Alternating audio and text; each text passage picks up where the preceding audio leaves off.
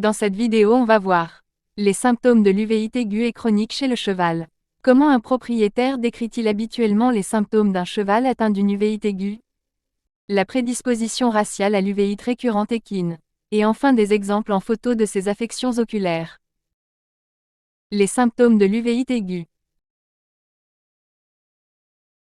Un myosis, rétrécissement de la pupille. Le blépharospasme, clignements excessifs et involontaires des yeux. Effet Tyndall, présence de protéines et de cellules inflammatoires circulant dans l'humeur aqueuse. La photophobie, sensibilité excessive des yeux à la lumière. Un larmoiement excessif. Une conjonctivite qui est l'inflammation de la conjonctive. Un hypopion, accumulation de pus dans la chambre antérieure de l'œil. La présence de précipités kératiques, des dépôts sur la surface de l'œil. Un œdème cornéen qui est le gonflement de la cornée. Une choriorétinite, inflammation de la choroïde et de la rétine. Les symptômes de l'uvéite chronique. Des synéchies postérieures, adhérences inflammatoires entre la face postérieure de l'iris et la capsule antérieure du cristallin. Une pigmentation de la capsule antérieure du cristallin. Une atrophie des grains iriens. La cécité, perte de vue.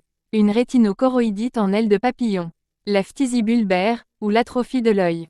Une luxation du cristallin. Une pression intraoculaire basse. Glaucome, pression intraoculaire élevée. La cataracte, opacification du cristallin de l'œil.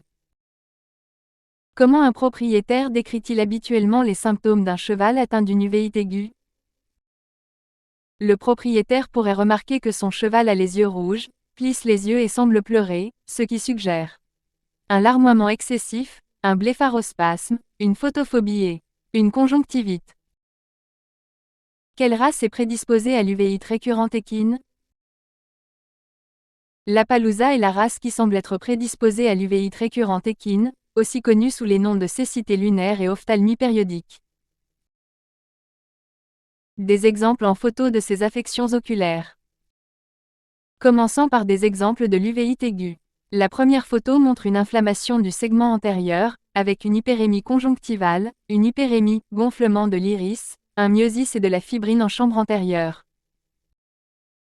La deuxième c'est une photographie après un examen à la lampe à fente montrant l'effet Tyndall.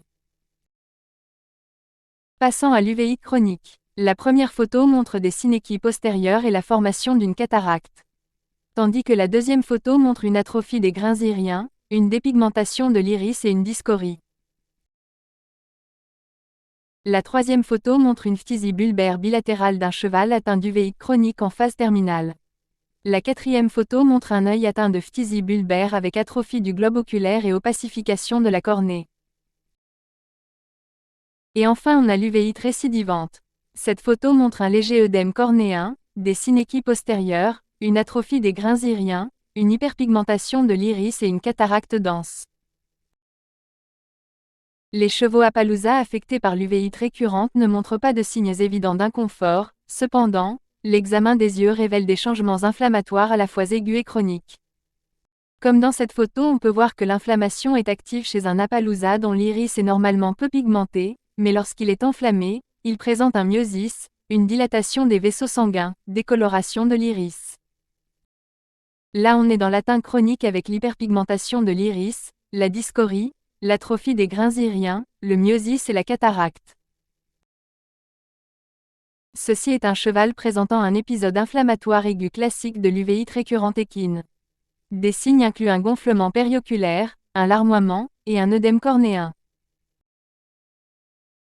On termine avec une photo d'un œil hypertrophié secondaire à un glaucome survenu suite à une uvéite récurrente équine.